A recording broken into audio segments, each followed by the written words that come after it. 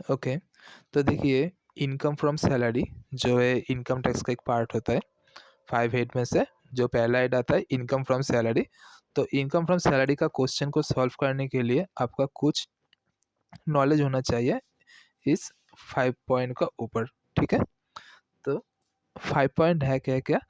House rent allowance, pension, gratuity, leave encashment and provident fund.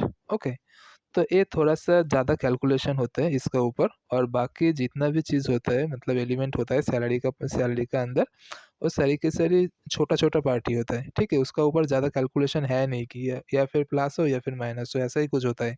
लेकिन if इस 5 head का अंदर मतलब इस 5 एलिमेंट का अंदर आपको थोड़ा-सा ज़्यादा कैलकुलेशन करना पड़ता है। तो इसका ऊपर आपने एक बार बेस बना लिया, इसे अच्छे से कर लिया, तो सैलरी आपके लिए पूरा ईज़ी हो जाएगा, ठीक है? तो पहले आता है कि हाउस रेंट अलाउंस। तो हाउस रेंट अलाउंस का जो बेसिक होता है, फॉर्मूला होता है, इसे हम पहले समझ लेते हैं, देन इसके बाद क्वेश्चन करते हैं, ठीक है? क्वेश्चन मैं आईसीआई का बुक्स में से कराऊँगा, आईसीआई इंटर का, और फाइनल का बुक में से कराऊँगा। देन आपका पूरा सैलरी ईज़ी हो जाएगा, ठीक है? तो देखिए हाउस रेंट अलाउंस का सेक्शन होता है सेक्शन 1013 ए। हाउस रेंट अलाउंस एक्चुअली होता क्या है? हाउस रेंट अलाउंस होता है कि अगर आप एक एम्प्लॉयी हो, आपका नौकरी लगी है किसी दूसरी स्टेट पर, तो देखिए आप अपने घर घर से दूसरा स्टेट पर तो हर रोज़ जा नहीं सकते हो, ठीक है? जा नहीं सकते हो। तो क्या क्या करना पड़ेगा आपको? ज जिस स्टेट पर आपका नौकरी लगी है मीन्स जिधर आपका नौकरी लगी है, उधर आपको एक घर रेंट पे तो लेना ही चाहिए। तो अगर अपने घर रेंट पर लोगे तो पैसा कौन पे करेगा? रेंट का पैसा कौन पे करेगा? रेंट का पैसा आपका खुद का जेब से पे करना पड़ेगा, है ना? और एम्प्लॉयर अगर आपको उस पैसे वापस कर देता है, ठीक है? तो उसे हम कहते हैं house rent allowance. House rent allowance specially means the actually the allowance paid by the employer to employee, okay? जो मालिक है वो पैसा पे करता है, किसको? एम्प्लॉय को पे करता है, समझा? पहला बेस को समझ लीजिए, देन क्वेश्चन जब करोगे तब पूरा का पूरा समझ आ जाएगा, ठीक है? तो देखिए एच आर ए रिसिप्ट आपका एम्प्लॉयर से, मतलब आप अगर नौकरी करते हो तो आपका एम्प्लॉयर से जितना भी अमाउंट मिला है आपको पूरा का पूरा इधर लिखना है, ठीक है? कितना लिखना है? एच आर जितना रिसीव हुआ है आपको उतना ही इधर लिखना है। देन आपको लेस करना है। क्या लेस करना है? आपको कुछ एग्जम्पशन मिलेगा। गवर्नमेंट कह रहा है कि जितना एचआरए आपने रिसीव किए हो वो पूरा का पूरा आपका हाथ में टैक्सेबल नहीं होगा। इनमें से आप कुछ डिडक्शन ले लेना, कुछ छूट ले लेना। देन छूट ले लेने के बाद जितना भी आपको आपका बैलेंस अमाउंट रहेगा उसका ऊपर आपको टैक्स देना पड़ेगा, ठीक है? तो देखिए छूट क्या लेंगे हम? तो छूट लेने के लिए हमारे पास 3 चीज़ है। क्या-क्या? एचआरए एक्चुअली रिसीव मतलब जितना इधर हमने लिखा उतना अमाउंट ही आएगा इधर। देन आएगा कि रेंट पेड, आपने जितना रेंट पेड किया हो उनमें से 10% ऑफ सैलरी माइनस करके आपको इधर लिखना है। ये वाला गया दूसरा। एंड तीसरा क्या है? तीसरा है कि 50% और 40%, इन दोनों में से सिर्फ एक ही चीज़ आएगा। क्या-क्या आएगा मैं बताता हूँ। 50% और 40% ऑफ सैलरी जो आएगा उसे आपको लिखना है। तो इन तीनों में से जो लोअर होगा उनको आप इधर लिखना, ठीक है? तो आपका एम्प्लॉयर से आपने जितना भी एचआरए रिसीव किया उनमें से इन तीनों में से जो छोटा वाला आएगा उसे माइनस कर देना। तो बैलेंस अमाउंट आपका हाथ में टैक्स आएगा, ठीक है? बैलेंस अमाउंट आपका हाथ में टैक्सेबल आएगा, समझा? अब आपको कुछ पॉइंट याद करना होगा, ठीक है? तो देखिए रिलेवेंट प्रीवियस ईयर या फिर रिलेवेंट पीरियड मतलब क्या होता है? रिलेवेंट पीरियड मतलब होता है कि आप जिस दिन से घर को रेंट पर लिए हो उस दिन से जो ईयर एंडिंग होता है मतलब 31 मार्च, उस पीरियड को हम कहते हैं रिलेवेंट पीरियड, समझा? देन आता है कि rent paid minus 10% of salary. तो रेंट पेड मतलब क्या होता है, आपने जितना भी रेंट पे कर चुके हो, मतलब ठीक है, प्रीवियस ईयर में आपने जितना भी रेंट पे कर चुके हो। अगर आपने हर महीने 5000 करके रेंट पेमेंट करते हो तो सालों में कितना पेमेंट कर चुके हो, सालों में 5000 मल्टीप्लाइड बाई 12 इक्वल टू होगा 60,000। ठीक है, अगर आपने सालों में 10 मंथ पे रेंट पे कर चुके हो तो आपने कितना पेमेंट किया, 50,000। तो उतना अमाउंट इधर लिखना पड़ेगा कि आपने जितना रेंट पे कर चुके हो। ठीक है, उनमें से आपको 10% ऑफ सैलरी माइनस करना पड़ेगा। तो पहले तो आपको सैलरी समझ में आना चाहिए कि सैलरी क्या होता है। उसका 10% तो आप माइनस इजीली कर सकते हो, उसका 10% तो निकल सकते हो। तो सैलरी क्या होता है, देखिए सैलरी का मतलब होता है कि salary means basic salary. Basic salary जो आपको मिलता है, आपका आप अगर नौकरी करते हो तो आपको हर महीना जो पे स्लिप मिलेगा उनमें से लिखा रहेगा कि आपका बेसिक सैलरी कितना है। ठीक है, आपका टोटल सैलरी नहीं। टोटल सैलरी के अंदर बहुत कुछ इंक्लूड होता है, जैसे कि डीए होता है, एचआरए होता है, पेंशन वेंशन, बहुत सारी चीज़ एचआरए सॉरी बहुत सारी चीज़ ऐड होता है। ठीक है, तो आपका बेसिक सैलरी देखना होगा। बेसिक सैलरी आप कहाँ से देखोगे, पे स्लिप से देखोगे। और अगर आपने क्वेश्चन कर रहे हो तो क्वेश्चन में सीधा सीधा लिखा ही रहेगा कि आपका बेसिक सैलरी कितना होता है। देखिए बेसिक सैलरी अगर आपका आपने क्वेश्चन कर रहे हो तो बेसिक सैलरी सीधा सीधा तो आपको दे देगा कि हर महीना आपका 10,000 या फिर 12,000 कुछ ना कुछ तो होगा। और ऐसे भी लिखा हो सकता है कि आपका पहला 4 मंथ 10,000 करके आपको मिला, और रिमेनिंग जो 8 मंथ होता है वो आपको 15,000 करके मिला, ऐसा भी हो सकता है। तब आपको क्या करना है, तब आपको पहला 4 मंथ का कितना मिला है उसे अलग निकालो, देन रिमेनिंग 8 मंथ का कितना निकला उसे अलग निकालो, देन जाके एग्रीगेट करना। ठीक है, वो मैं क्वेश्चन के अंदर समझा दूंगा, तो थोड़ा सा बेसिक समझ लो। तो बेसिक सैलरी लेना है आपको, देन जाके डीए लेना है। ठीक है, डीए लेना है आपको।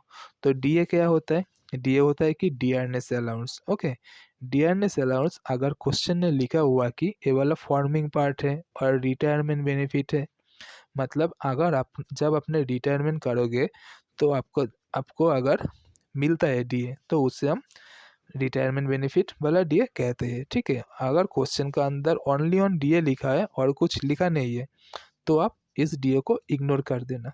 ठीक है, लेना ही मत इसे। और अगर लिखा है कि ये जो डीए क्वेश्चन का अंदर दिया हुआ है ये फॉर्मिंग है या फिर रिटायरमेंट बेनिफिट है, दोनों सेम ही होता है।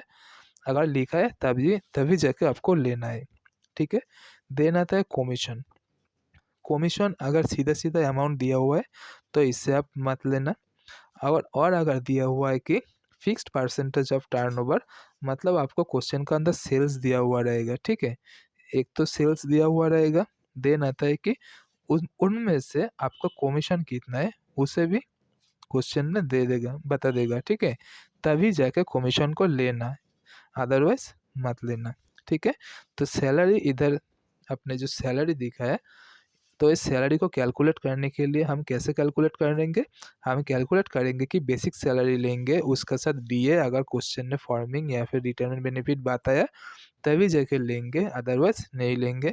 और कमीशन भी same, fixed percentage of turnover question के अंदर लिखा हुआ है, और आपको सेल्स दिया हुआ है या फिर टर्नओवर दिया हुआ है। सेल्स टर्नओवर एक ही बात होता है। ठीक है, और एक फिक्स परसेंटेज दिया हुआ है तभी जाके आप लेंगे। समझा? और क्या क्या चीज़ आपको याद रखना पड़ेगा, देखिए 50% और 40% वाला केस क्या होता है। 50% होता है कि अगर आप इन 4 सिटीज़ में रहते हो, कौन कौन, दिल्ली, मुंबई, चेन्नई, कोलकाता, दिल्ली, मुंबई, चेन्नई, कोलकाता, इन 4 सिटीज़ में अगर आप रहते हो तभी जाके आप 50% सैलरी का 50% लेना। ठीक है, और इन 4 सिटीज़ के बाहर आप रहते हो तो आप सैलरी का 40% लेना। तो तो इधर कौन सा सैलरी आएगा, जो सैलरी आपने ऊपर लिया वही सैलरी इधर आएगा। समझा? 50% और 40% कब लेना है? 50% लेना है जब अपने दिल्ली, मुंबई, चेन्नई, कोलकाता में रहते हो, तब जाके आप सैलरी का 50% लेना और अदर सिटीज़ के लिए 40% लेना। समझा? देन आता है कि if employ lives in his own house और in a house which he has not incurred expenditure, then no deduction shall be allowed। मतलब क्या होता है, अगर आपने घर रेंट पर नहीं लेते हो तब आपको ये वाला डिडक्शन एक भी नहीं मिलेगा। ठीक है, तो आपको डिडक्शन लेने के लिए क्या करना पड़ेगा, आपको घर रेंट पर लेना ही पड़ेगा। ठीक है, अगर आप खुद के घर पर रहते हो या फिर मम्मी पापा के घर पर रहते हो तब जाके आपको ये वाला डिडक्शन मिलने वाला है ही नहीं। और कभी कभी क्वेश्चन आता है कि अगर मैं अपनी वाइफ का घर में रहता हूँ तो घर तो दोनों का ही होता है ना, तो अगर मैं वाइफ का घर में रहता हूँ तब क्या होगा, तब भी आपको नहीं मिलेगा। समझा? तो ये होता है हाउस रेंट अलाउंस का बेस। ठीक है, अगर आपने बेस पूरा सुन लिया, अब जाके आपको क्वेश्चन करना पड़ेगा। 2-3 क्वेश्चन लगाने के बाद हाउस रेंट अलाउंस आपका पूरा क्लियर हो जाएगा। ठीक है, तो मैं क्वेश्चन कराऊंगा। हाँ, तो मैंने जो क्वेश्चन लिया है एसीए इंटर का बुक में से, तो ये वाला क्वेश्चन उतना अच्छा है नहीं सीखने के लिए। ठीक है, आपको इससे थोड़ा सा हार्ड क्वेश्चन करना पड़ेगा तभी जाके आप सीखोगे। वो वाला क्वेश्चन आपको सीए फाइनल में मिलेगा। मैं ये वाला टॉपिक ख़त्म होने के बाद उसे भी सॉल्व कर दूंगा। ठीक है, तभी जाके आपको समझ में आएगा। देखिए क्वेश्चन के अंदर क्या दिया हुआ है कि mister Rajkumar has the following receive from his employer. तो मिस्टर राजकुमार कौन है, एम्प्लॉई है। उसका एम्प्लॉयर कौन है, एम्प्लॉयर का नाम तो है दिया हुआ नहीं है, लेकिन एम्प्लॉयर से जो भी मिला उसका उसे आपको दे दिया गया। ठीक है, तो देखिए क्या क्या मिला एम्प्लॉयर से। एम्प्लॉयर से मिला कि बेसिक पे। बेसिक पे मैंने आपको बताया ना कि एम्प्लॉयर ने बता देगा कि आपका बेसिक पे क्या क्या होगा। तो देखिए बेसिक बेसिक पे होता है कि 40,000 पर मंथ। इसका मतलब आपको हर महीना 40,000 करके तो बेसिक सैलरी मिलता है। इसके साथ और भी कुछ मिलता है। क्या क्या मिलता है, डियरनेस अलाउंस डीए 6,000। ठीक है, तो हम जब सैलरी जब कैलकुलेट करेंगे तब डीए को लेंगे या नहीं लेंगे, देख के बताइए। डीए को हम नहीं लेने वाले। क्यों?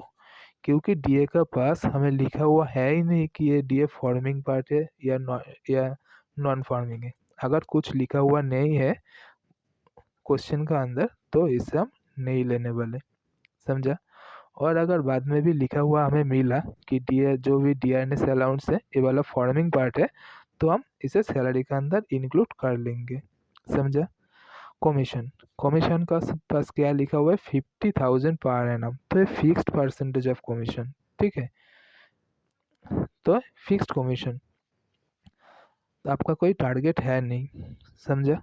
तो ये वाला कमीशन को हम इग्नोर करेंगे क्योंकि हमें कमीशन लेना है कौन सा, जो कमीशन हमें टर्नओवर बताएगा और उसका साथ कितना परसेंटेज है परसेंटेज भी बताएगा, वो वाला कमीशन हमें लेना है। लेकिन इस कमीशन का अंदर कुछ भी लिखा हुआ नहीं है।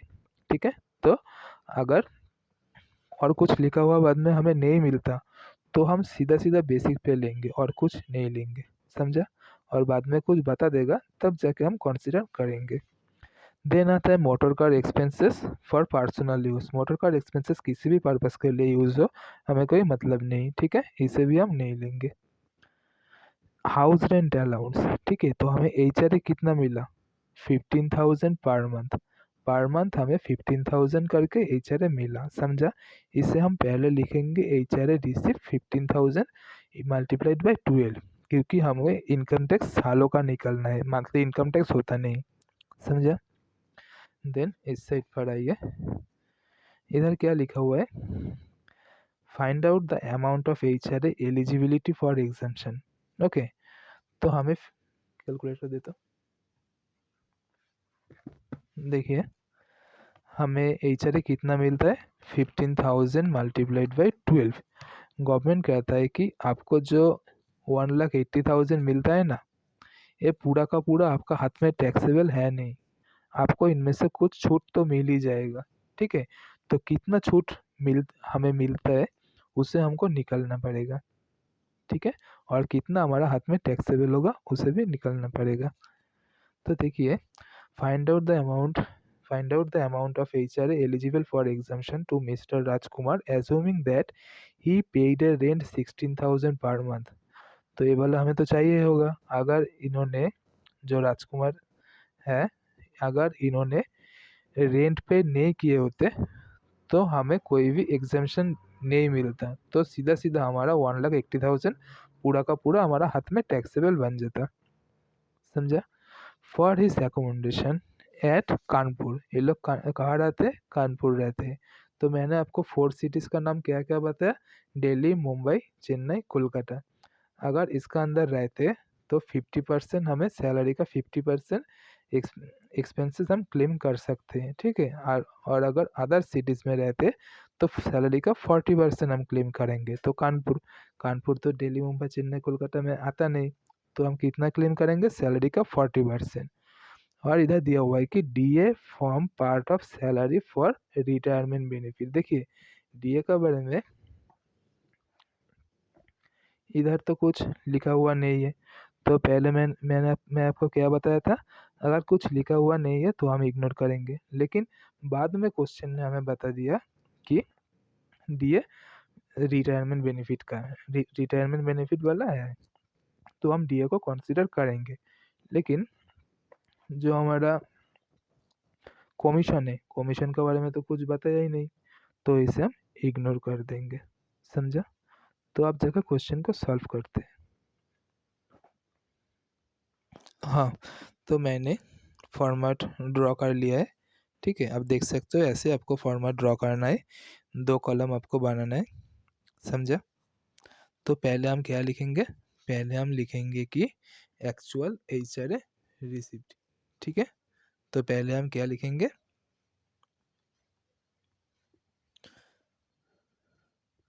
Actual HRA receipt. तो देखिए, हमें टोटल HRA मिला कितना है, क्वेश्चन में हमको देखना है, ठीक है। क्वेश्चन में हमको क्या बता रहा है? क्वेश्चन में हमको बता रहा है कि हाउस रेंट अलाउंस हमें कितना मिला? 15,000 पर मंथ। तो सालों में कितना मिला हमें पहले ये लिखना होगा, समझा। 15,000 मल्टीप्लाइड बाई 12 कितना आता है? देख लीजिए, 15,000 मल्टीप्लाइड बाई 12, 1,80,000, ठीक है। तो इसे बाहर बाहर कॉलम में लिख दीजिए, 1,80,000, समझा। तो हमें इनमें से डिडक्शन लेना है, ठीक है। हमें इनमें से डिडक्शन लेना है। तो क्या डिडक्शन लेंगे? तो लिखना है कि एग्जाम्शन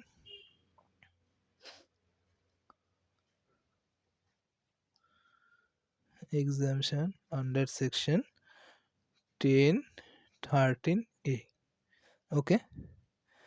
अब आप लिख सकते हो list of the following is lower, ठीक है, लिख लिया। तो पहले एक पॉइंट दीजिए जिनमें आपको लिखना है कि एक्चुअल HRA रिसिप्ट, तो ये वाला अमाउंट इधर आ जाएगा, ठीक है। एक्चुअल HRA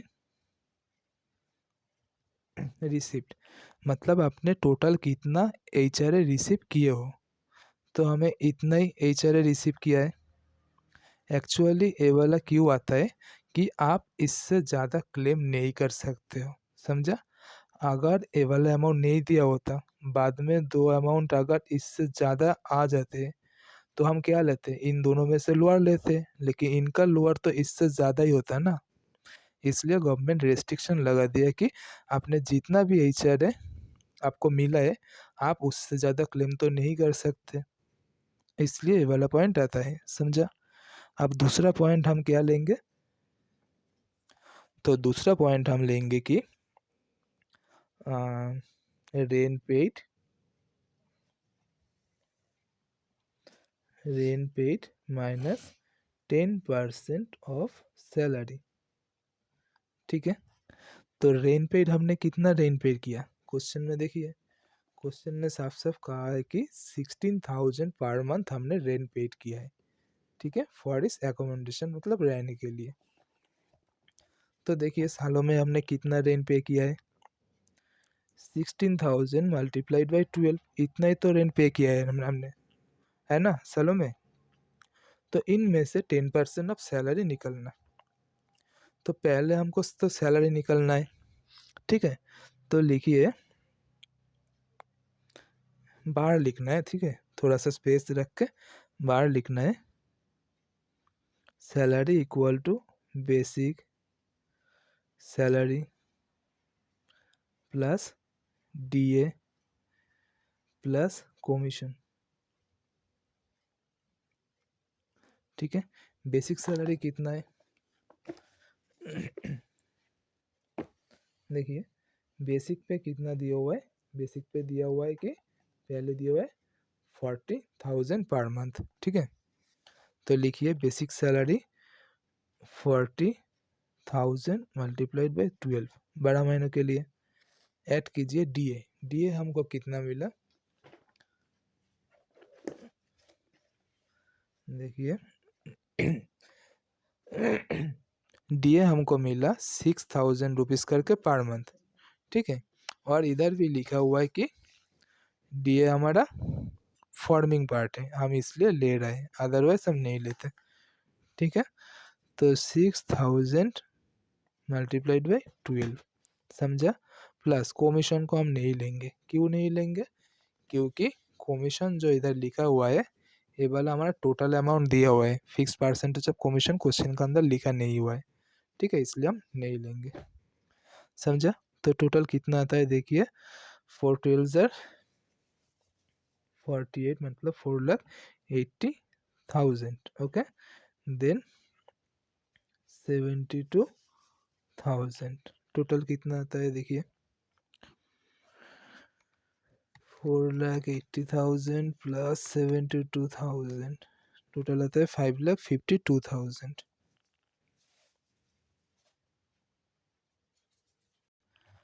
ठीक है, तो ये होता है हमारा टोटल सालों का सैलरी।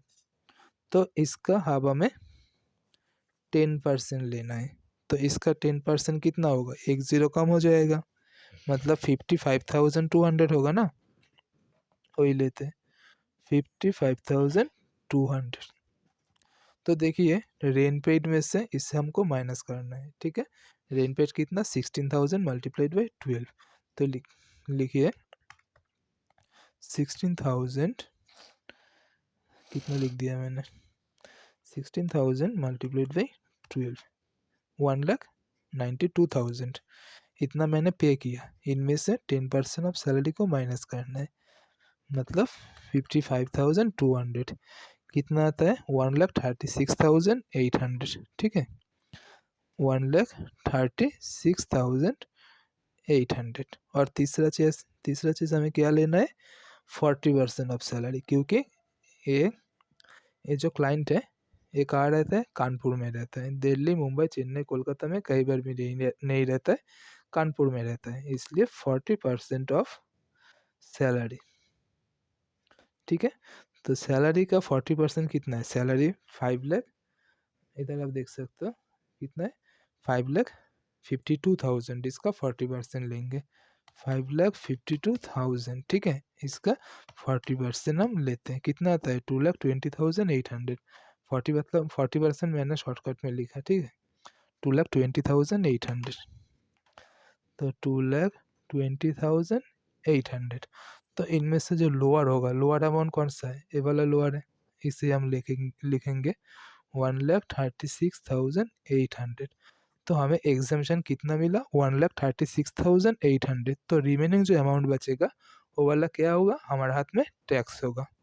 ठीक है, तो टैक्स कितना आता है देखिए, 1,80,000 हमें एम्प्लॉयर से मिला, उनमें से हमें डिडक्शन कितना मिलेगा, 1,36,800। ठीक है, तो इसे माइनस कीजिए 43,200, ये वाला क्या होगा, हमारे हाथ में टैक्सेबल होगा। Taxable HRA। समझा? इतना ही था HRA कैलकुलेशन में। और क्वेश्चन को और अच्छे से समझने के लिए आपको दूसरा क्वेश्चन लगाना पड़ेगा, क्योंकि ये बहुत ही सिंपल क्वेश्चन था। समझा? तो इतना ही है।